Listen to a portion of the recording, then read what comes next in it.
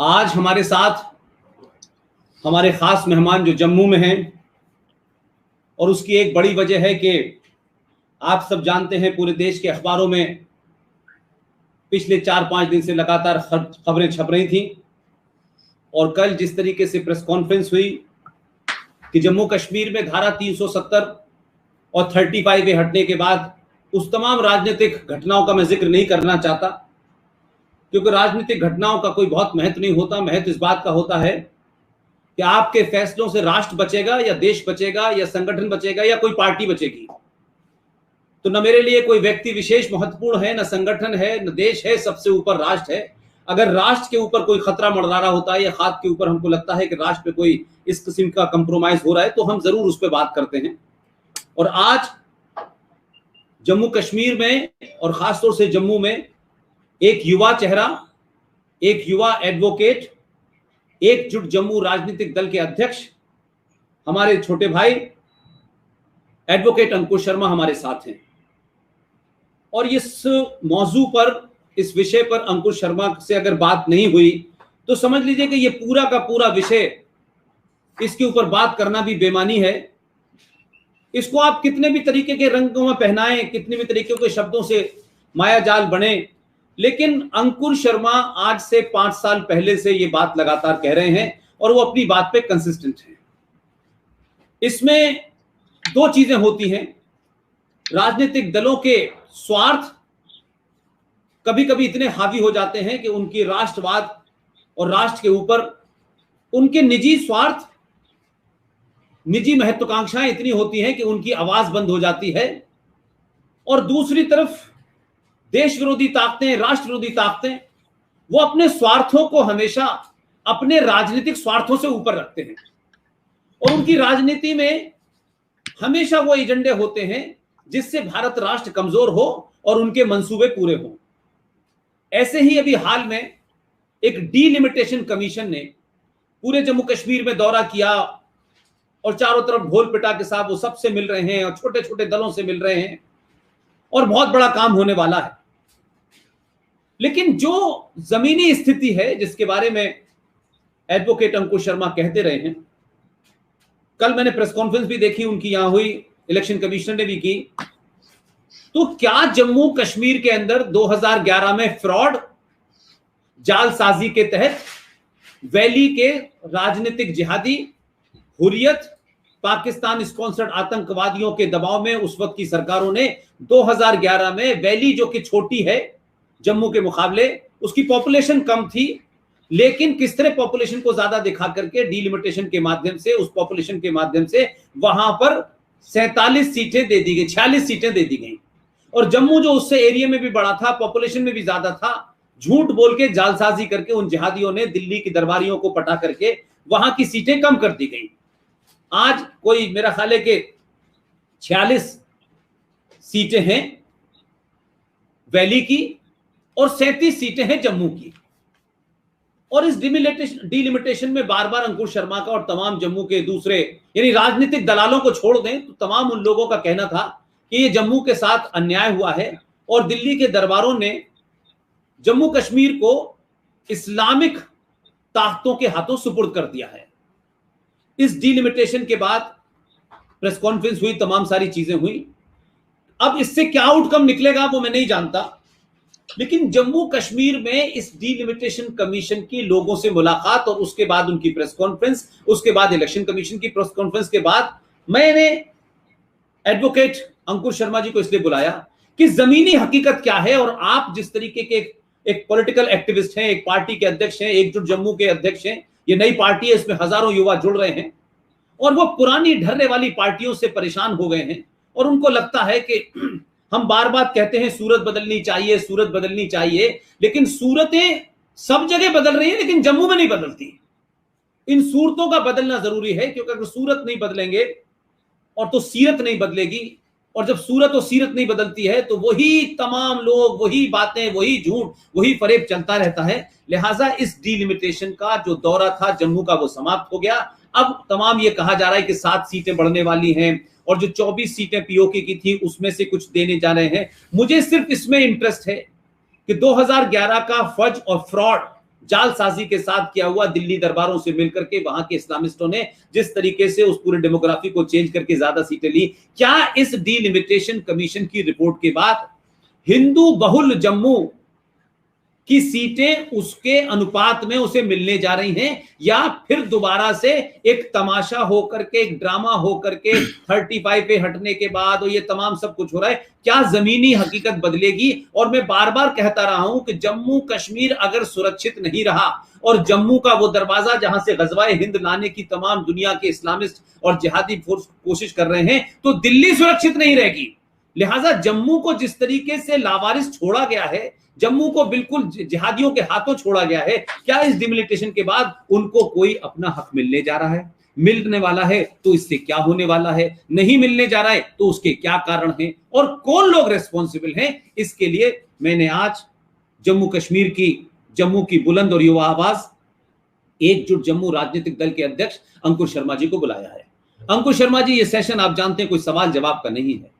आप इस delimitation commission के बारे में पहले भी कहते रहे, ये अब आया, मिला, दिल्ली आया, रिपोर्ट जमा हुई, आपको इस पूरे दौरे में और इसके निष्कर्ष पे क्या क्या कहना है? क्या क्या आपके एप्रीहेंशंस हैं? क्या जो आप कहते रहे वो सही होने वाले हैं या कुछ सूरत बदलने वाली है? अंकुर शर्मा जी, आप अपनी बात रखें। धन्यवाद पुष्पेंद्र जी। देखिए, जम्मू कश्मीर के संदर्भ में हमें यह समझना है कि जम्मू कश्मीर में कश्मीर एक संभाग है, कश्मीर एक प्रोविंस है और दूसरा प्रोविंस, दूसरा संभाग जम्मू है। जम्मू में 10 जिले हैं और कश्मीर में भी 10 जिले हैं।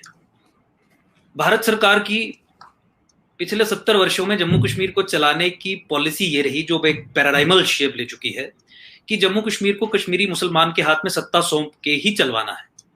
मैंने आपके पिछले प्रोग्राम में भी इस बात का जिक्र किया था कि इस सोच के पीछे की जो सोच है वो ये है कि देखिए भाई साहब, जम्मू कश्मीर एक मुस्लिम मेजॉरिटी स्टेट है, हिंदू मेजॉरिटी इंडिया में। अगर जम्मू कश्मीर में डेमोक्रेसी का चेहरा मुसलमान होगा, डेमोक्रेसी को सक्सेसफुल मुसलमान बनाएगा, तो पूरे दुनिया में हम मार्केट कर सकते हैं कि ये इंडियन डेमोक्रेसी और इंडियन सेक्युलरिज्म की बहुत बड़ी विक्ट्री है। अब कैसे सुनिश्चित किया जाए कि सत्ता सदा सदा के लिए कश्मीरी मुसलमान के हाथ में ही रहे, उसके लिए तरह तरह के हथकंडे भारत सरकार ने अपनाए, जिसमें से जम्मू कश्मीर में सेंसस को फज करने का काम भारत सरकार ने, इंडियन स्टेट ने कश्मीरी सुन्नी मुस्लिम फंडामेंटलिस्ट इस्लामिस्ट एस्टेब्लिशमेंट के साथ मिलकर समय समय पे किया है। इसी संदर्भ में जम्मू कश्मीर में जो डिलिमिटेशन का प्रोसेस है, हमें देखना पड़ेगा कि जो नया अभी शुरू हो रहा है 2014 के बाद, एक अनफॉर्चुनेट सिचुएशन है जहां पे पिछले 70 साल की इसी पॉलिसी पैराडाइम को 2014 के बाद भी अडॉप्ट करके फर्दर परपेचुएट किया जा रहा है। जम्मू कश्मीर में डिलिमिटेशन 2011 के सेंसस के आधार पे की जा रही है। 2011 का सेंसस एक फ्रॉड और एक फज्ड सेंसस है। वो फ्रॉड और फज्ड कैसे है, उस पे डिस्क्रिप्शन देने से पहले या तथ्य सामने रखने से पहले मैं थोड़ी सी बैकग्राउंड में आपको लेके जाना चाहूंगा। जैसा मैंने कहा कि तरह तरह के हथकंडे अपनाए गए कि किस तरीके से सत्ता कश्मीरी मुसलमान के हाथ में ही रहे, उसमें से सेंसस को फज करना एक हथकंडा है और इसी पे हम आज फोकस करेंगे। बाकी जो हथकंडे हैं बहुत सीरियस हैं, जो पूरे देश को समझने की जरूरत है कि क्या क्या इंडियन स्टेट ने यहाँ पे किया है, उस पर फिर कभी चर्चा करेंगे। तो सेंसस पे आते हैं।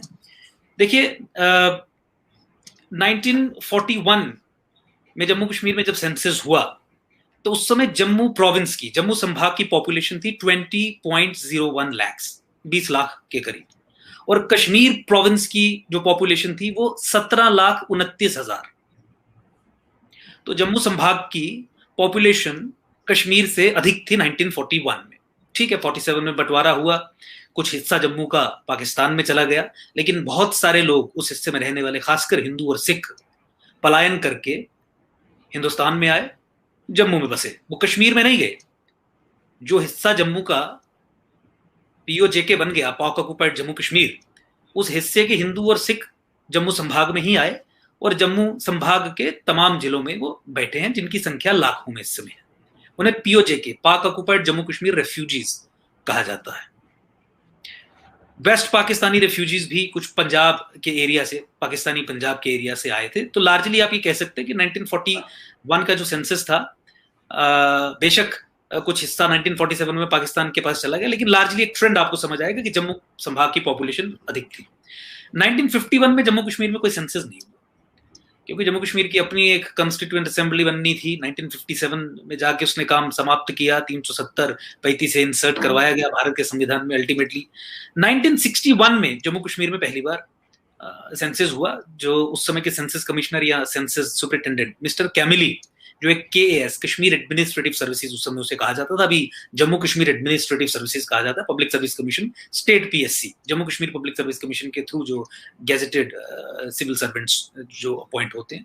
तो 1961 में जिस समय उन्होंने सेंसस फिगर्स, उस समय के प्रधानमंत्री, जम्मू कश्मीर में उस समय प्रधानमंत्री हुआ करता था, चीफ मिनिस्टर को प्रधानमंत्री कहते थे, बख्शी गुलाम मोहम्मद, जब उन्होंने वहां पे सेंसस फिगर्स सबमिट की तो बख्शी गुलाम मोहम्मद ने उन्हें बहुत ज्यादा डांटा, क्योंकि जम्मू की पॉपुलेशन, जम्मू संभाग की पॉपुलेशन उन सेंसस फिगर्स में कश्मीर से कहीं अधिक थी। ये बहुचर्चित ये मामला है, और इसे टेस्टिफाई करने के लिए इनफैक्ट कैमिली साहब ने भी जिन लोगों से बात की, उन्हें यहाँ पे इसके सबूत सामने रखे हैं। बहुत सारे लोगों ने बहुत सारे सोर्सेज को कोट करके एस्टेब्लिश किया है कि कैमिली साहब से डायरेक्ट बात करके भी ये एस्टेब्लिश किया है कि 1961 में जम्मू की पॉपुलेशन अधिक थी सेंसस के हिसाब से, और उस समय के प्राइम मिनिस्टर ने वो सेंसस उस समय चेंज करवाया था और कश्मीर की पॉपुलेशन को बढ़वा दिया था। तो फ्रॉड असली 1961 से शुरू होता। 1941 और 1961 की फिगर्स को इंटरपोलेट करके अर्थमेटिक मीन लेके उन्होंने 1951 का सेंसस भी डिफाइन कर दिया, डिटरमिन कर दिया। तो 1951 में कायदे से कोई सेंसस हुआ नहीं, लेकिन 1951 की फिगर जरूर पब्लिश की गई, और 1961 और 1941 का जो अर्थमेटिक मीन था उसके आधार पे की गई। सो ये फ्रॉड 1961 में इसके बीज बो दिए गए और इसे आगे बढ़ाते गए। 1971 में जंग के कारण भारत पाकिस्तान बांग्लादेश जिस समय बना, उसके कारण 1971 में जम्मू कश्मीर में कोई सेंसस नहीं हुई, देश भर में भी यही स्थिति रही। 1981 के सेंसस ने भी 1961 के फ्रॉड को ही आगे बढ़ाया। 1991 में कश्मीरी हिंदुओं का जो नरसंहार हुआ था, जिस तरीके की परिस्थिति जम्मू कश्मीर में बनी थी, उसके कारण 1991 में जम्मू कश्मीर में कोई सेंसस नहीं। अब देखिए, अब फ्रॉड 2001 में सेंसस हुए, 2011 में सेंसस हुए। मैं फटाफट इस बात को खत्म करूंगा। देखिए, डिस्ट्रिक्ट जम्मू की अगर आप बात करें और डेकेडल वेरिएशन ऑफ पॉपुलेशन की आप बात करें, यानी 10 सालों में क्या वेरिएशन होती है अलग अलग डिस्ट्रिक्ट्स में, अगर कोई सैंपल के तौर पे अगर हम डिस्ट्रिक्ट जम्मू ले लें और सरकारी आंकड़े मैं कोट करूं तो 1961 से 71 के बीच में, 1961 से 71 के बीच में जम्मू डिस्ट्रिक्ट, जम्मू जिला, संभाग नहीं, केवल जम्मू जिला, जम्मू डिस्ट्रिक्ट की पॉपुलेशन ग्रोथ जो थी वो 41.25% थी। लेकिन आप ये देखिए कि इसे 22.84%, 41 से 22% पे ले आया गया 1981 से 91, जहां वो 41 पे ही रहनी चाहिए थी, 41 से बढ़नी चाहिए थी, क्योंकि उसके बहुत सारे कारण थे, मैं चर्चा करूंगा दूसरे इसमें कि क्यों जम्मू संभाग की पॉपुलेशन। तो देखिए, 81 से 91 के बीच में उन्होंने 41% की जो ग्रोथ रेट थी उसे 22% पे ले आए। 91 से 2001 के बीच में वो 30.42 के करीब पहुंचवाई, क्योंकि बहुत लार्ज स्केल में एक्सोडस हुआ था, तो बिल्कुल भी फ्रॉड वो इस तरीके का कर सकते थे कि सब कुछ इनकी पोल एकदम से खुल जाए। 7-8 लाख लोग जम्मू में आए थे 90s के एक्सोडस के कारण, जेनोसाइड के कारण, लेकिन ये कभी भी 41.25% जो 61 से 71 का ग्रोथ था वहां तक नहीं पहुंची। तो दिस ट्रेंड सजेस्ट, अगर आप एक्सपर्ट से बात करें, कि बहुत बड़ा फ्रॉड ही अगर परपेचुएट किया जाए तो ही ये संभव हो सकता है। कठुआ डिस्ट्रिक्ट आप ले लीजिए, ये देखिए, ये भी हिंदू बहुल डिस्ट्रिक्ट है। कठुआ डिस्ट्रिक्ट में तो ओवरवेलमिंग पॉपुलेशन हिंदूज की है, 90% से अधिक हिंदू सिख समाज के लोग यहाँ पे रहते हैं। 81 से 91 के बीच में कठुआ डिस्ट्रिक्ट की जो डेकेडल वेरिएशन इन पॉपुलेशन थी, यानी पॉपुलेशन ग्रोथ रेट जो था वो 33.87% था। 91 से 2001 के बीच में इसे 20.91% दिखाया गया, यानी 33% से घटा के 20.91% कर दिया गया हिंदू बहुल क्षेत्रों का। वहीं आप कुपवाड़ा में आ जाइए। अब कश्मीर संभाग के कुछ डिस्ट्रिक्ट्स की चर्चा कर लेते हैं। Kupwara worst terrorist hit district रहा।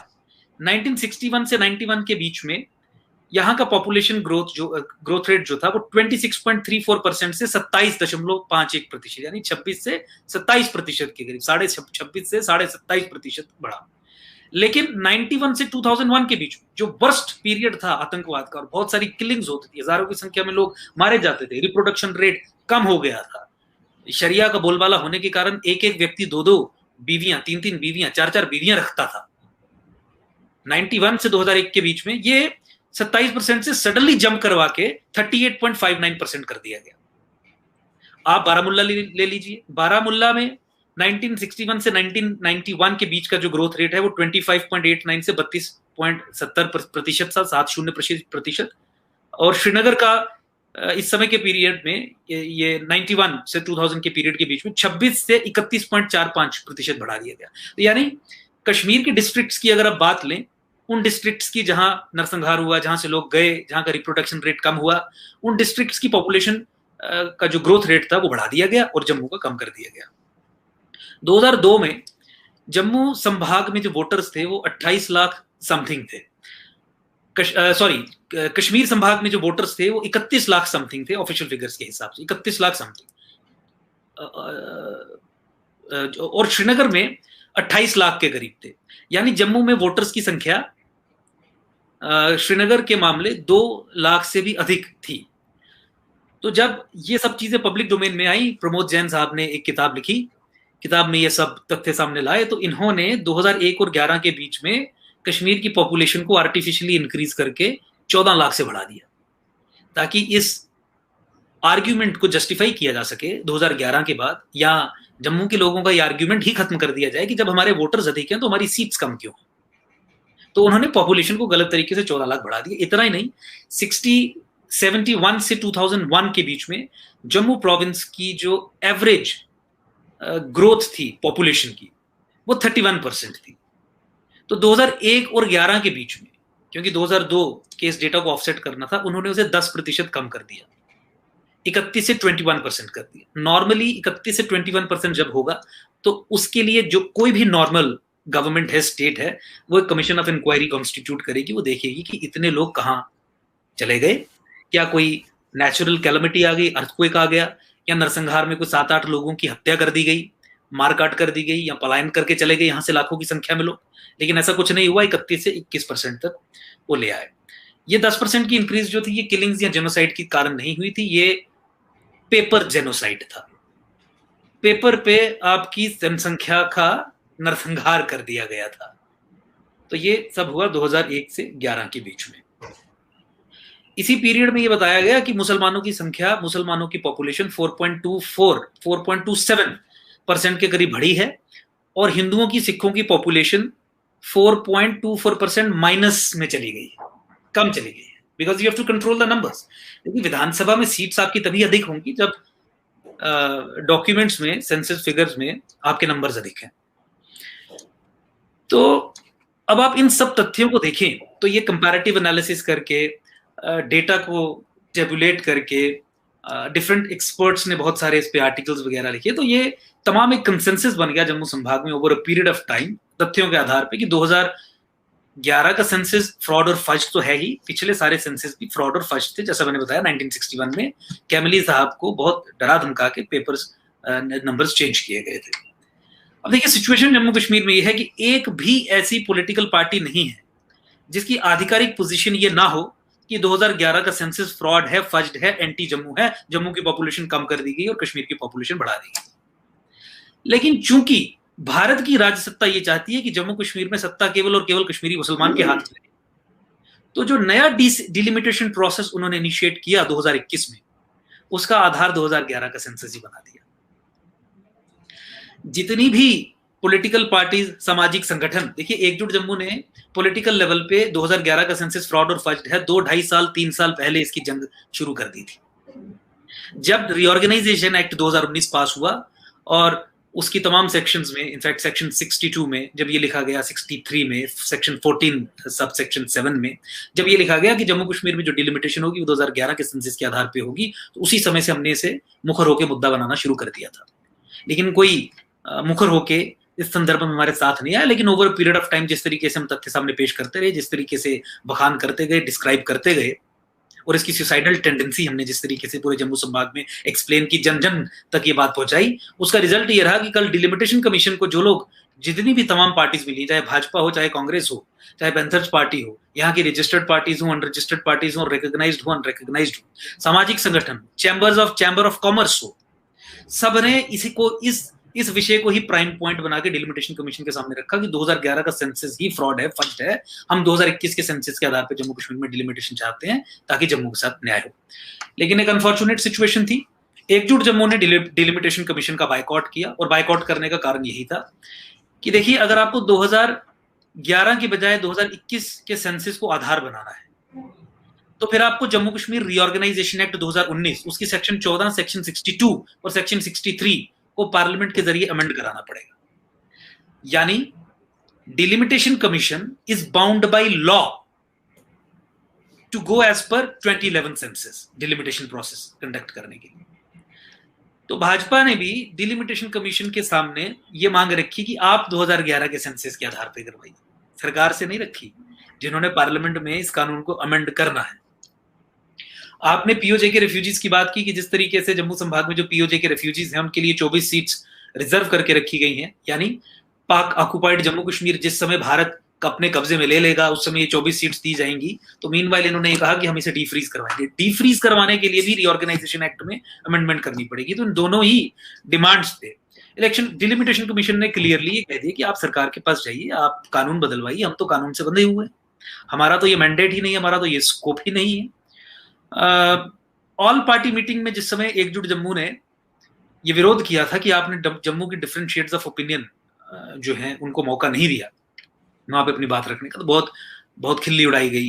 ये कहा गया कि जम्मू के तो 6 लोग वहां पे गए थे जम्मू का पक्ष रखने के लिए, लेकिन किसी ने भी सेंसस 2011 को बेस ना बना के बल्कि 2021 को बेस बना के डिलिमिटेशन करवाई जाए, जो जम्मू के संदर्भ में बात कहने वाली थी, वो दिल्ली सरकार के सामने नहीं रखी, ना ये बात हुई। तो अब एक अनफॉर्चुनेट सिचुएशन है जहां पे जम्मू कश्मीर में डेमोक्रेसी की आधारशिला फॉल्सहुड पे रखी जा रही है, झूठ पे रखी जा रही है। डिलिमिटेशन कमीशन ने भी ये कल प्रेस कॉन्फ्रेंस करके स्पष्ट कर दिया कि पॉपुलेशन ही मेन क्राइटेरिया है डिलिमिटेशन एक्सरसाइज करने का। डिलिमिटेशन एक्ट 2002 की सेक्शन 9 में भी ये क्लियरली डिस्क्राइब्ड है कि सेंसस फिगर ही प्राइमरी बेसिस होंगी डिलिमिटेशन करने का। मैं इस बात पे रोशनी इसलिए डाल रहा हूं क्योंकि यहां पे वो तमाम पॉलिटिकल पार्टीज जो ये कहती थी कि केवल पॉपुलेशन ही बेसिस नहीं है, उनको डिलिमिटेशन कमीशन ने आईना दिखा दिया। खासकर भाजपा, जिसने ये तय किया कि 2011 के सेंसस के आधार पे ही डिलिमिटेशन करवाएंगे जम्मू कश्मीर में, उनका आर्ग्यूमेंट जब पब्लिक का प्रेशर बना तो ये रहता था कि और भी पैरामीटर्स हैं। तो अब उसके ऊपर भी सब पानी फिर गया है। पीओजे के रेफ्यूजी सीट्स हम ऐड करवा लेंगे, उस पर भी पानी फिर गया जब। तो ये आपके माध्यम से मैं पूरे देश की जनता को ये बताना चाहता हूँ कि इस तरीके का प्रपंच यहाँ पर राष्ट्रवादी ताकतों के खिलाफ रचा गया और ऐसा चल रहा है।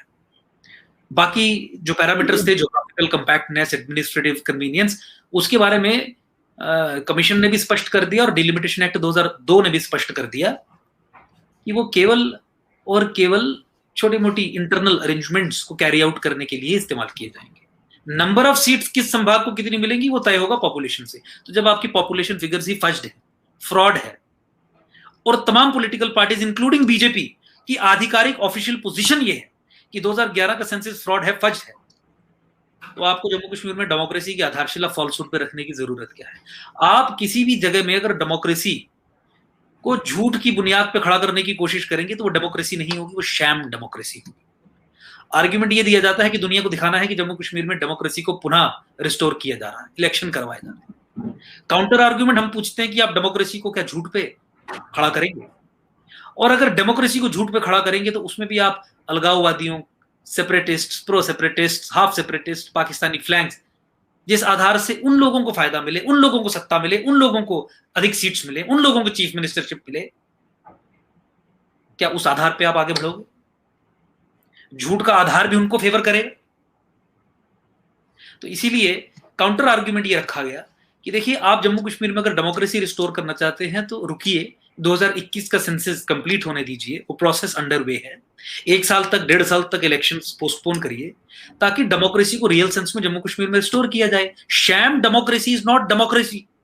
जो लोग ये आर्गुमेंट दे रहे हैं कि इलेक्शंस करवा के डेमोक्रेटिक प्रोसेसेस, डेमोक्रेसी को रिस्टोर करना है, वो ये भूल रहे हैं कि जिस आधार पे किया जा रहा है वो शैम डेमोक्रेसी को रिस्टोर करेगा। और जब झूठ की बुनियाद पे जब आप डेमोक्रेसी को खड़ा करेंगे तो अंतोगत्वा उसका रिजल्ट सिविल वॉर से कम और कुछ नहीं होगा। ये मैं चेतावनी दे रहा हूं, ये मैं गारंटी दे रहा हूं। अंकुर भाई, मैं एक बार फिर, क्योंकि मैंने आपको जो दावत दी है वो इसलिए दी है कि आपकी बात तथ्यों पे, फैक्ट्स पे, फिगर जो है उस पे होती है। पूरे देश में हर आदमी ये जानना चाहता है कि जो बात आप कह रहे हैं, आप कोई पाकिस्तान के एजेंट नहीं, आप भारत विरोधी नहीं, आपका निजी स्वार्थ नहीं, और आपने शुरू में कहा कि इस बार भी बहुत सारे भारतीय जनता पार्टी के जो एमएलए वहां से चुन के आते हैं, वहां जो पार्टियां हैं, उसने भी बार बार ये कहा कि भाई ये 2011 का फ्रॉड सेंसस हुआ है, फ्रॉड सेंसस हुआ है। लेकिन मैं एक बात पूछता हूं कि जम्मू कश्मीर में, जम्मू के इलाके के, खासतौर से मैं और उसको मतलब बहुत शार्प लैंग्वेज में कहता हूं, ये जितने हिंदू जीत के आए हैं, चाहे वो भाजपा के टिकट पे जीते हो, चाहे कांग्रेस के टिकट पे जीते हो, चाहे वो आपकी पीडीपी पे जीते हो, मेरा सिर्फ इतना ही कहना है कि आखिर ये कैसे हो सकता है कि ये तमाम सारे लोग, एक तरफ इनका चेहरा ये है और दूसरी तरफ चेहरा ये है कि ये उस जगह अपने ही लोगों की बलि चढ़ा के अपनी पार्टी का और अपना तथाकथित घटिया सा छोटा सा स्वार्थ पूरा करने के लिए उस जम्मू कश्मीर को, जहां से पूरा आतंक चल के दिल्ली आता है, ये किस स्वार्थ में इसके खिलाफ नहीं जा बोलते? क्या वजह है? क्या इतने राजनीतिक इनके स्वार्थ ज्यादा हो गए हैं? और तमाम बहुत सारे हमारे राष्ट्रीय दल हैं, उनका भी क्या इनके साथ में है? क्यों नहीं कोई, मुझे लगता है जहां इसमें हिंदू मुस्लिम नहीं है, लेकिन हिंदुओं की बलि चढ़ा करके कौन सा लोकतंत्र दिया जा रहा है? हिंदुओं की बलि चढ़ा करके जम्मू कश्मीर में वैली के अंदर आपने पहले ही लाखों पंडितों को मार करके भगाने वालों को फिर दोबारा से महिमा मंडित किया जा रहा है। आखिर मुझे यह समझ नहीं आ रहा कि नेताओं की मजबूरी समझ सकते हैं, वो स्वार्थी हो सकते हैं, वो दलाल हो सकते हैं, लेकिन जो समाज है, क्या उसका डर नहीं है किसी नेता को जम्मू के अंदर कि ये तमाम फ्रॉड में तमाम नेता खड़े हुए हैं साथ में, इनकी पार्टी का क्या है? ये पार्टी हाईकमांड और पार्टी हाईकमांड से मुझे कोई लेना देना नहीं है। मैं जम्मू के इंटरेस्ट जो लॉजिक पे है, जो रीजन पे है, वो कोई अपना अनाधिकार नहीं मांग रहे, उसके बावजूद भी ये समाज जो है पूरा जम्मू में क्यों खामोश है? क्या इनके खिलाफ नहीं निकलते? वहां टेररिस्ट भी आते हैं, वहां महबूबा भी आती है, अब्दुल्ला भी आता है, हुर्रियत भी आता है, रशीद भी आता है, हर आदमी अपने एजेंडे के लिए झूठ फ्रॉड के साथ खड़ा है, और यहां सच के साथ लोग नहीं खड़े। तो आखिर क्या वो करेक्टर है कि वैली का मुसलमान इतना शार्प, श्रूड और मक्कार और मुनाफिक है, और जम्मू का हिंदू जरूरत से ज्यादा लालची और स्वार्थी है, जो अपने स्वार्थों के लिए लड़ना नहीं चाहता? मेरा सवाल नेताओं से नहीं है, आम आदमी से है। उस पे आपकी क्या राय है? क्या जम्मू के अंदर तमाम संगठन, तमाम लोग जो हैं उस स्वार्थ के साथ शामिल हो गए? क्या सब लोग राजनीतिक दलों से इतने दलाल हो गए कि सब राजनीतिक हमारा स्वार्थ है, 2, 4, 10, 20, 25 लोगों का स्वार्थ होगा, लेकिन जम्मू की इतनी बड़ी जो पॉपुलेशन है वो क्यों नहीं सड़कों पे निकलती? वो क्यों नहीं बाइकआउट करती? वो चुनाव हो जाएंगे, फिर बंधुआ मजदूर की तरह वो आ जाएंगे, फिर वो बैठ जाएंगे, फिर जो बात अंदर कहेंगे वो बाहर नहीं कहेंगे, और इतिहास में लिखा जाएगा कि एक राष्ट्रवादी सरकार आई थी, उसने भी जम्मू कश्मीर के अंदर इस्लामिक आतंकी और जिहादियों को मजबूत किया। तो सवाल यह है कि हमारे पास से वो कॉलम भी खत्म हो जाएगा कि हम ये कहते थे कि भाई जब राष्ट्रवादी सरकार आएगी, जब हम उस सरकार की बात करेंगे जो सरकार राष्ट्र को मजबूत करना, अगर वो भी इनके, इन गद्दारों के, इन जिहादियों के उन मंसूबों को किन्हीं कारण से मजबूत कर रही है, तो आने वाले समय में हजारों, लाखों, करोड़ों इस देश के हिंदुओं का वो एजेंडा, वो आर्गुमेंट भी समाप्त हो जाएगा कि भाई जब आपकी सरकार आई थी, जब हिंदूवादी सरकार आई थी, जब वो तथ्यों पे बात करना चाहती थी, तब भी तो उसने फ्रॉड का साथ दिया, तो हमारे और आप जैसे लोगों का तो हमारा आर्गुमेंट ही समाप्त हो जाएगा। तो मेरा गुस्सा उन लोगों पे है जो जम्मू में है, इतनी बड़ी बड़ी बातें करते हैं, लेकिन वो इन चीजों के खिलाफ उस तरीके से मुखर क्यों नहीं है? वैली के मुसलमान लीडर अपने एजेंडे के लिए वो किसी हद तक जा रहे हैं, कोई पाकिस्तान जा रहा है, कोई चीन से 370 हटवा रहा है, कोई बंदूक उठाने वालों को अपना ही कार्यकर्ता करे, लेकिन ऐसा लगता है कि एक ही जगह की ऐसी क्या आबो हवा है कि वैली की आबो हवा के अंदर आतंकवादी भी, जिहादी भी, कांग्रेस भी, और वहां पीडीपी भी और एनसीपी सबके सुर हैं, और जम्मू के अंदर कौन सी ऐसी आबो हवा है कि वहां सिर्फ स्वार्थी, मक्कार, झूठे और लालची लोग ही पैदा होते हैं क्या? देखिए, आपका गुस्सा भी जायज है, और जिस तरीके से आप परिस्थिति को देख रहे हैं, आपकी ऑब्जर्वेशंस काफी हद तक सही हैं, लेकिन मैं एक दूसरे पहलू पे आपकी नजर डलवाना चाहूंगा। उसके बाद probably we would be able to appreciate कि जम्मू संभाग में इन ताकतों के विरुद्ध लड़ने में रोड़े अटकाने वाले कौन लोग हैं, या कौन सी वो एजेंसी है, या कौन सा वो तंत्र है कि सब कुछ समझने के बावजूद भी चीजों का विरोध उस स्तर पे, उस लेवल पे, उस जोर से नहीं किया जाता जिस स्तर पे, लेवल पे और जिस जोर से किया जाना चाहिए। देखिए, जैसे मैंने आपको शुरू में ही बताया कि भारत की राज्य सत्ता, इंडियन स्टेट, जो एक लीगल पॉलिटिकल एंटिटी है, उसका एक पॉलिसी पैराडाइम है जम्मू कश्मीर को लेके। उस पॉलिसी पैराडाइम में जम्मू हमेशा एक ब्लाइंड स्पॉट रहा है। जम्मू की पोजीशन एक कश्मीर की कॉलोनी मात्र के रूप में है। जम्मू की पोजीशन एक होस्टेज के रूप में है, एक एनस्लेव्ड, एक गुलाम, एक एंटिटी के रूप में पिछले 70 साल से रही है। हमें पाकिस्तान ने कश्मीर का गुलाम नहीं बनाया, चाइना ने कश्मीर का गुलाम नहीं बनाया। जम्मू संभाग को अगर कश्मीर का गुलाम किसी एंटिटी ने बनाया तो वो दिल्ली ने बनाया, वो इंडियन स्टेट ने बनाया, जिस पे चर्चा हमने पहले की कि किस किस तरीके से सेंसस को फज करके भी, सत्ता उनके हाथ में देके भी उन्होंने इस कार्य को अंजाम दिया। एक अनफॉर्चुनेट सिचुएशन है जहां 2014 भी हो गया और 370 और 35 भी खत्म हो गया। अब आपके पास अपॉर्चुनिटी थी दिल्ली के पास कि जम्मू कश्मीर में पॉलिटिकल अफेयर्स चलाने के लिए, सत्ता की कमान संभालने के लिए आपके पास राष्ट्रवादी हैं और प्रो सेपरेटिस्ट हैं। आप किसको चुनेंगे? 2011 के सेंसस के आधार पर डिलिमिटेशन करवाने का फैसला करने से साबित कर दिया दिल्ली ने कि राष्ट्रवादियों के ऊपर वो अलगाववादियों को चुनना पसंद करते हैं। वो self rule, autonomy, Pakistani proxies, अलगाववादी संगठनों के साथ जो इंटरट्वाइंड लोग हैं, हिजबुल मुजाहिदीन, टेररिस्ट ऑर्गेनाइजेशंस के साथ जिनके सीधे संबंध हैं, आपकी इंटेलिजेंस एजेंसीज की रिपोर्ट्स हैं, उन पे भरोसा उन्होंने जताया और उन्हें ही जम्मू कश्मीर में पुनः सत्ता देने का फैसला लिया। जिससे मैं जम्मू कश्मीर के पॉलिटिकल फ्यूचर की बात करने के लिए डायलॉग 24 जून 2021 को प्रधानमंत्री ने शुरू किया, ऑल पार्टी मीटिंग। जम्मू को डायलॉग प्रोसेस से भी एक्साइज आउट कर दिया गया। Different shades of public opinion with in Jammu province, उन्हें जगह नहीं दी गई। अगर आप भाजपा जम्मू को जम्मू का प्रतिनिधि समझते हैं तो बहुत गलत फहमी में है। भाजपा जम्मू केंद्र सरकार का प्रतिनिधित्व करती है।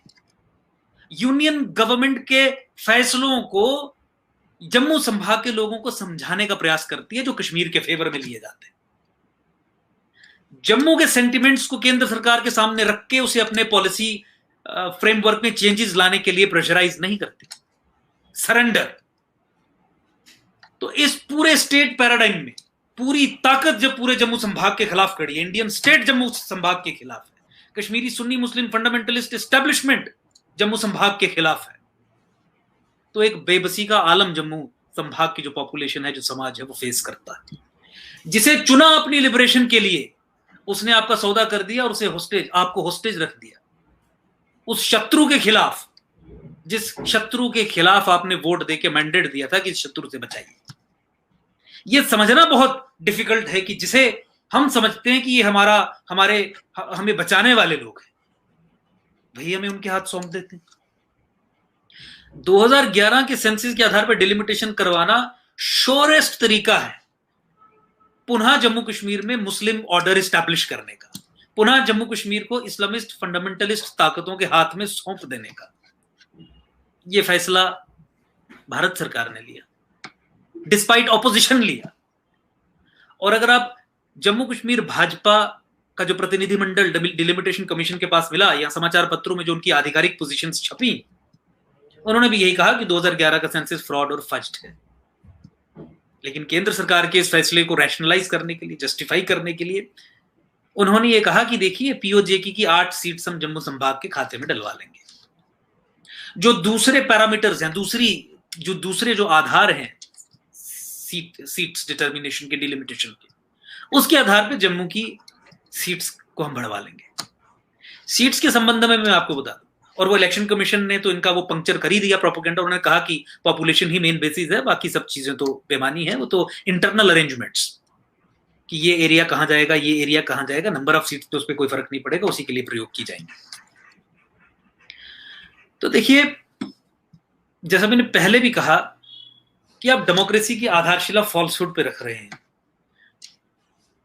जो एक जीनोसाइडल एक्ट है ऑन जम्मू प्रोविंस, और देश के भी खिलाफ है, कि एक ट्रबल्ड एरिया है, एक ऐसा एरिया है जिसे पाकिस्तान स्प्रिंग बोर्ड की तरह, लॉन्च पैड की तरह इस्तेमाल करना चाहता है कब्जा करने के बाद गजवा हिंद करने के लिए। वहां आप पाकिस्तानी प्रॉक्सीज को गलत तरीके से, इलीगल तरीके से, अनकॉन्स्टिट्यूशनल तरीके से राष्ट्रवादियों ताकतों की पीठ पे छुरा भोंक के उन्हें सत्ता का सुख दे रहे हैं, उनके हाथ में सत्ता सौंप रहे हैं। मैं तो पूरे देश से भी यह सवाल करना चाहता हूं कि पूरा देश इस प्रोसेस के विरोध में खड़ा क्यों नहीं हो रहा है। आज हम चर्चा कर रहे हैं, ये बात दूर तक जाएगी। आपके माध्यम से मेरा निवेदन है पूरे देशवासियों को भी, खड़े हो जाइए जम्मू संभाग के साथ और पूछिए केंद्र सरकार से कि जम्मू कश्मीर में जम्मू संभाग की राष्ट्रवादी समाज की उन लोगों की जो हिंदुस्तान का झंडा पकड़ के जम्मू संभाग में बैठे हैं, जो हिंदुस्तान को रिप्रेजेंट करते हैं जम्मू कश्मीर में, उनके साथ यह अन्याय क्यों किया जा रहा है? क्यों अलगाववादियों के हाथ में ताकत दी जा रही है, सत्ता सौंपी जा रही है? 370 35 को बैकडोर से क्यों रिंट्रोड्यूस किया जा रहा है? बहुत एक अनफॉर्चुनेट सिचुएशन है जम्मू कश्मीर के संदर्भ में। मैंने आपको पॉलिसी पैराडाइम बताया है, लेकिन ultimately all will have to realise कि Indian state is working against the Indian nation. Bharat की राज्य सत्ता भारत के राष्ट्र से विमुख हो चुकी है और इसीलिए नेशनल इंटरेस्ट को भी कॉम्प्रोमाइज करती है। ये भारत की राज्य सत्ता वो राज्य सत्ता है जो अभी भी विश्वास रखती है कि India is still a nation in the making. ये continuity of Sanatan Indic civilisation में विश्वास नहीं रखती, कंटिन्यूटी ऑफ सिविलाइजेशन में विश्वास नहीं रखती, जो एक एंटी सनातन इंडिक सिविलाइजेशन एक प्रोपोजिशन है। इक्वालिटी के नाम पे माइनॉरिटी राइट्स की एक्सेप्शन क्रिएट करके इक्वालिटी के कॉन्सेप्ट को ध्वस्त करने का काम भारत की राजसत्ता करती है।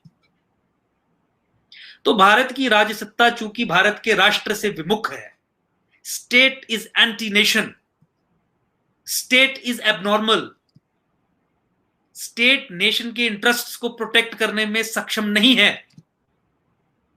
तो आपको इस तरीके के कई फैसले पूरे देश भर में होते हुए नजर आएंगे। उन्हीं कई फैसलों में से एक फैसला यह है कि जम्मू कश्मीर में पुनः अलगाववादियों के हाथ में ही सत्ता सौंप दी जाएगी। डेमोक्रेटिक इंस्टीट्यूशंस उन लोगों के हाथ में सौंप दिए जाएंगे जो कॉन्स्टिट्यूशनल फ्रीडम्स को इस्तेमाल करके डेमोक्रेसी को सबवर्ट करते हैं और डेमोक्रेटिक इंस्टीट्यूशन को कम्युनल एजेंडास को बढ़ाने के लिए इस्तेमाल करते हैं, राष्ट्र को खत्म करने के लिए इस्तेमाल करते हैं।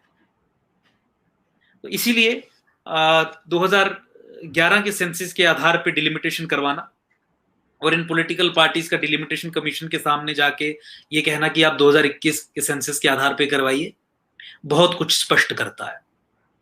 जहां इन पॉलिटिकल पार्टीज को पता है कि केवल भाजपा ही पार्लियामेंट के थ्रू इस पैरामीटर को चेंज करवा सकती है, रीऑर्गेनाइजेशन एक्ट में अमेंडमेंट करके, ये लोगों को बरगलाने के लिए कहते हैं कि देखिए हमने डिलिमिटेशन कमीशन के सामने ये मुद्दा उठाया, लेकिन जहां से ये चेंज होना है उनके साथ कोई बात नहीं की, वहां पे कोई प्रयास नहीं किए। तो झूठ है, प्रपंच है, एंटी नेशनल एक एक्टिविटी है, एंटी जम्मू एक एक्टिविटी है।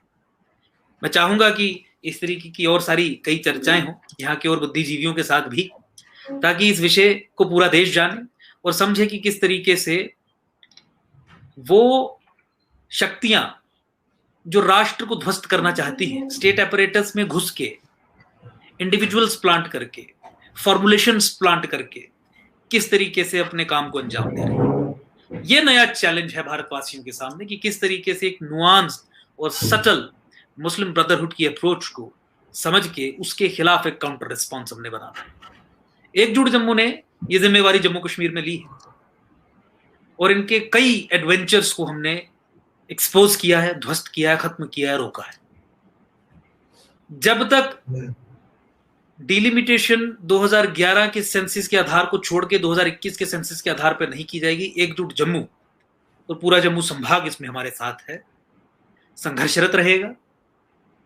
यह भी हमारे लिए एक सेकंड बेस्ट ऑप्शन है। देखिए, जम्मू संभाग के लोग इन्हीं कारणों से एक सेपरेट जम्मू स्टेट की मांग कर रहे हैं। First best option for Jammu province is to have a separate Jammu state.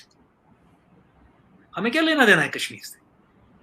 वहां जहां आतंकवाद है, वहां जहां अलगाववाद है, वहां जहां देश विरोधी ताकतें वर्चस्व में रहती हैं, जो पाकिस्तानी फ्लैंक्स हैं, जो ऑटोनॉमी से लेके सेल्फ रूल से लेके आजादी से लेके आईएस का झंडा पकड़ के बैठे हैं, दिल्ली उन्हें डायरेक्टली कंट्रोल करे, ले अपने कब्जे में, और जम्मू जो राष्ट्रवादी है उसकी पॉलिटिकल एम्पावरमेंट सुनिश्चित करे। लेकिन आप देख रहे हैं कि डिसाइसिव स्टेप्स भारत की राजसत्ता जम्मू की नेशनलिस्ट समाज की डिसएम्पावरमेंट और एनस्लेवमेंट इंश्योर करने के लिए ले रही है। 2011 के सेंसस के आधार पर डिलिमिटेशन करवाना इसका सबसे बड़ा जीता जागता सबूत है। जो बाकी चीजें हैं आपके पिछले प्रोग्राम में भी और अगले प्रोग्राम्स में भी हम चर्चाएं करेंगे कि किस तरीके से भारत की राजसत्ता ये सुनिश्चित करती है, apart from fudging census and making it a base for further delimitation activities, कि सत्ता कश्मीरी मुसलमान के साथ रहे, पास रहे। उस पे वी कैन ऑलवेज डिस्कस। अंकुर भाई, ये जो इतना कॉम्प्लेक्स इशू था जिसको यहाँ दिल्ली में, एक मैं आम आदमी की बात करता हूँ, मैं कभी सरकारों पे बहुत ज़्यादा टीका टिप्पणी नहीं करता। मेरी हमेशा कोशिश रहती है आम आदमी को जगाइए, उसे सच बताइए, वो किसके पक्ष में जा रहा है किसके पक्ष में नहीं जा रहा है, हमको इसमें कोई इंटरेस्ट नहीं है।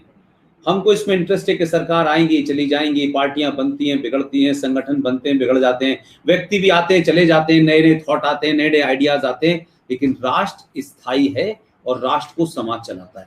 इसलिए किसी व्यक्ति विशेष का कोई स्टेटमेंट, उस पर टिप्पणी, किसी संगठन का स्टेटमेंट, उस पर टिप्पणी, ये सब मैं करता वर्ता नहीं हूँ। मेरा मानना यह है कि आप अपनी जंग जारी रखें और आप इस दौर के उन युवा चेहरों में से हैं कि आप कुछ भी छुपाना नहीं चाहते और कुछ छुपा करके आप चल नहीं सकते कि आज वो दौर है कि हर एक को हर बात पता है। सिर्फ आप भाषण दे देंगे, झूठ बोल देंगे, अंदर कुछ कहेंगे बाहर कुछ कहेंगे, आप एक्सपोज होंगे। और मैं समझता हूं कि जम्मू के तमाम बुद्धिजीवियों को, वो इस पार्टी के हैं उस पार्टी के हैं, ये ध्यान रखें कि उनका आईएस का भी आदमी उनका है, जैश मोहम्मद का भी है, लश्कर तोयबा की है, और महबूबा का घर का भी है, और अब्दुल्ला के, वो सब एक एजेंडे पे मिले हुए हैं और अलग अलग तरीके से ऑर्केस्ट्रेटेड तरीके से काम करते हैं कि कहां दिल्ली में कुछ बोलना है, जम्मू में कुछ बोलना है, और फिर अगर दिल्ली बात नहीं सुननी तो आगे कुछ आतंकवादियों को कर देना है, और फिर उसके बाद हुर्रियत को बीच में लाना है। They are very well design, well organised. उसके बरखिलाफ मैं हिंदू संगठनों को देखता हूं, राष्ट्रवादियों को देखता हूं, पार्टियों को देखता हूं। हिंदू जहां जहां होता है वो अपने स्वार्थ, उस पार्टी के स्वार्थ जो तथाकथित होता है उसमें लिप्त होता है। ऐसे में जो आप काम कर रहे हैं, बड़ा काम कर रहे हैं, और आप वहां बैठ करके जो साफ साफ शब्दों में कहते हैं, मैं समझता हूं कि जिसको भी आपसे, आपके तर्कों से कोई अलग राय है, वो आपके सामने सीधे बैठे और साक्षात्कार करे, क्योंकि हमारे यहाँ शास्त्रार्थ करने का बड़ा लोगों को शौक है, तो करें। वो तमाम राष्ट्रवादी संगठन जो बात आप कह रहे हैं, ये बात अगर आपको चुभ रही है, अंकुर शर्मा को चुभ रही है, तो फिर ये किसी और को क्यों नहीं चुभ रही? क्यों नहीं उनको इस बात की चिंता हो रही, जो दिन सुबह से लेकर शाम तक देश देश देश देश देश भारत राष्ट्र की बात करते हैं? ये तकलीफ उन्हें भी होनी चाहिए। ये तकलीफ अगर मुझे है, यहां दिल्ली में बैठ करके है, तो आपको भी होनी चाहिए। मेरा जम्मू कश्मीर में तो कोई लेना देना नहीं है, लेकिन मैं ऐसा विषय, चाहे बंगाल के अंदर हो, चाहे केरला के अंदर हो, चाहे दिल्ली में हो, मैं बार बार राष्ट्र के लोगों की बात करता हूं। अगर वो एक साथ नहीं आएंगे तो सरकार किसकी है किसकी नहीं है हम ये नहीं तय करेंगे। आने वाली नस्लें हमसे नहीं पूछेंगी कि किसकी सरकार थी, वो ये पूछेगी कि आपने क्या किया। हम अपना दायित्व ईमानदारी के साथ निभाएं। हम जिस बैकग्राउंड से आते हैं उसमें यही कर सकते हैं। हम धरने प्रदर्शन नहीं दे सकते, धरने प्रदर्शनों में हमारी कभी वो नहीं रही है। ये राजनीतिक लोगों के द्वारा स्वार्थ में जो लोग हैं वो ये सब करें। हमें किसी धरने में न जाता हूं, न जाऊंगा, न मेरा इस तरीके का कोई एजेंडा है। हाँ, हम एक धीरे धीरे इस देश में पढ़े लिखे हिंदू को उसको ये बताना चाहते हैं कि तुम कर क्या रहे हो और तुम्हारे साथ हो क्या रहा है। अंकुर शर्मा जी, आपने इस पूरे कॉम्प्लेक्स इशू को बहुत साफ तरीके से रखा, बहुत डिटेल में रखा, और आने वाली जो घटनाएं होने वाली है उसकी तरफ भी इशारा किया। मैं समझता हूं आपकी आवाज सत्ता के उस गलियारे में जाए जहां लोग ये समझें कि राज और राष्ट्र में फर्क होता है, और सरकार 5 साल 10 साल 20 साल रहती है, लेकिन दुनिया तभी याद करती है जब अपने राष्ट्र को बचाने के लिए आप कोई बड़ा काम करके जाते हैं। आप आए, आपने मेरी दरखास्त को माना और अपनी बात रखी, और इस विषय के इस जब डिलिमिटेशन के बारे में जब कुछ रिपोर्ट फाइनल आ जाएगी, फिर हम दोबारा नई परिस्थितियों पे, नई चीजों पे फिर आपसे चर्चा करें। आप शायद कुछ कहना चाहते हैं? देखिए, अंत में मैं ये बात कहना चाहूंगा, देखिए एक चीज समझिए कि जिस समय भाजपा की स्वयं की आधिकारिक पोजीशन ये है कि 2011 का सेंसस फ्रॉड है और फज्ड है, और उससे कश्मीर संभाग को अधिक सीट्स मिलेंगी, जम्मू संभाग को कम सीट्स मिलेंगी। कश्मीर का चीफ मिनिस्टर बनेगा, जम्मू का चीफ मिनिस्टर नहीं बनेगा। प्रो सेपरेटिस्ट चीफ मिनिस्टर बनेगा, नेशनलिस्ट चीफ मिनिस्टर नहीं बनेगा। उसके बावजूद भी भाजपा ने यह निर्णय क्यों लिया कि 2011 के सेंसस के आधार पर ही डिलिमिटेशन करवाएंगे। मैं अपनी बात को समाप्त करूंगा एक प्रोपोजिशन सामने रख के। इसे ही कहते हैं imposition of Islamic will. Bharat की राज्य सत्ता काम करती है दो डॉक्ट्रिन्स पे, doctrine of Muslim sanction and doctrine of Muslim veto. वो चीज, जिस चीज को मुस्लिम सैंक्शन नहीं है, भारत की राज्य सत्ता वो कार्य नहीं करेगी। चाहे वो सेंसस की बात हो, चाहे वो गौहत्या पे एक स्ट्रांग कानून बनाने की बात हो, चाहे वो यूनिफॉर्म सिविल कोड इंट्रोड्यूस करने की बात हो, चाहे वो अब सीएए पे रूल्स बनाने की बात हो जो अभी तक नहीं बने, चाहे कानून के माध्यम से पार्लियामेंट में कानून बना के राम मंदिर बनाने की बात हो। जहां मुस्लिम सैंक्शन नहीं है, इंडियन स्टेट कदम आगे नहीं बढ़ाएगी। और जहां पे पूरे राष्ट्र का मत एक विषय को लेके हो जाता है कि भारत सरकार को, भारत की राज्य सत्ता को यह करना चाहिए, तो उस समय अगर मुस्लिम्स ने वीटो कर दिया तो भारत सरकार सरेंडर कर देगी, भारत सरकार अपने घुटने टेकेगी।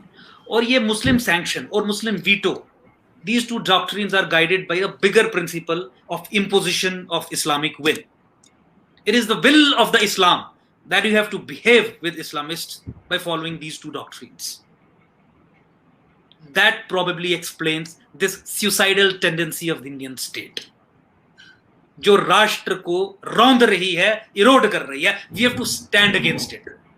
और इंडियन स्टेट को माओ की तरह we don't have to overthrow it. हमें इसकी करेक्शन के लिए काम करना है, and that is what we are doing. और अब देशवासियों के पास एक लड़ाई लड़ने का मौका है, जहां पे जम्मू कश्मीर को, वेस्ट बंगाल को भी एक मॉडल समझ सकते थे, उसको भी ग्राउंड बना के लड़ाई लड़ सकते थे, that apart. But Jammu Kashmir को इस समय की डिलिमिटेशन फ्रॉड और फज्ड सेंसस के आधार पे हो रही है, सत्ता अलगाववादियों को दी जा रही है, झूठ को आधार बनाया जा रहा है। जम्मू कश्मीर में शैम डेमोक्रेसी इंस्टॉल की जा रही है, जम्मू कश्मीर में इस्लामिस्ट रेजीम, मुस्लिम ऑर्डर रिस्टोर किया जा रहा है, और एक राष्ट्रवादी सरकार कर रही है। इस विषय को उठा के मुझे लगता है कि भारत सरकार पे, इंडियन स्टेट पे एक ऐसा हमला बोल दीजिए कि करेक्शन के लिए इंडियन स्टेट को मजबूर हो जाना पड़े। थैंक यू अंकुर भाई, थैंक यू। आप अपनी लड़ाई को जारी रखें और जितनी साफ गोई के साथ, जितने बेहतरीन तर्कों के साथ, लॉजिक के साथ, रीजन के साथ, नैरेटिव के साथ आप बात रखते हैं, मैं आपका बड़ा एडमायरर हूं। और इसीलिए मुझे लगा कि इस विषय के ऊपर सफाई से, क्योंकि बाकियों को बुला लीजिए तो वो इधर की उधर की लाग लपेटों में राजनीतिक लोगों को बुलाता नहीं हूं। इसलिए मुझे लगा कि मैं आपको पिछले 10 साल से देख रहा हूं, आपके किसी जगह भी कोई कॉमा फुल स्टॉप नहीं बदला है। आपको भगवान जो है वो ताकत दे, मजबूती दे। हमारी जो हिम्मत है हमारे पास है। हम ऐसे क्षेत्र में रह रहे हैं जिसे हम डिस्क्राइब करते हैं a Pakistan within India, a non-secular, theocratic, Islamist, Muslim state within the secular territory of India. Indian secular polity में एक exclusive Muslim domain, protected and nourished by the state of India. It is again something which is against the nation of India. State of India is against the nation of India. इन्होंने पाकिस्तान बनने की प्रक्रिया को 47 में खत्म नहीं किया। एक पाकिस्तान का निर्माण जम्मू कश्मीर की शेप में हिंदुस्तान की सेक्युलर धरती, सेक्युलर पॉलिटी के अंदर ही कर दिया, और 370 और 35 से प्रोटेक्शन दे दी, और ये कह दिया कि चूंकि ये जम्मू कश्मीर एक मुस्लिम मेजॉरिटी स्टेट है, इसलिए यहाँ पे हिंदुस्तान का संविधान लागू नहीं होगा, इसका अपना झंडा और अपना कॉन्स्टिट्यूशन होगा, स्टेट विद इन स्टेट, आधार Muslim sub nationalism. That is how and that is why we say that Indian state विमुख हो चुकी है राष्ट्र से। जो इंडियन स्टेट सनातन इंडिक सिविलाइजेशन या सिविलाइजेशनल कंटिन्यूटी को एक्सेप्ट ही नहीं करती, मानती नहीं, वो कैसे इस राष्ट्र की हो सकती है? हमें खींच के इस इंडियन स्टेट को राष्ट्र के साथ सम करना है, सिंक में लाना है। इसी के साथ मैं अपनी बात को समाप्त करना चाहूंगा। बहुत थैंक यू। नहीं, God bless you, take care, ध्यान रखिएगा।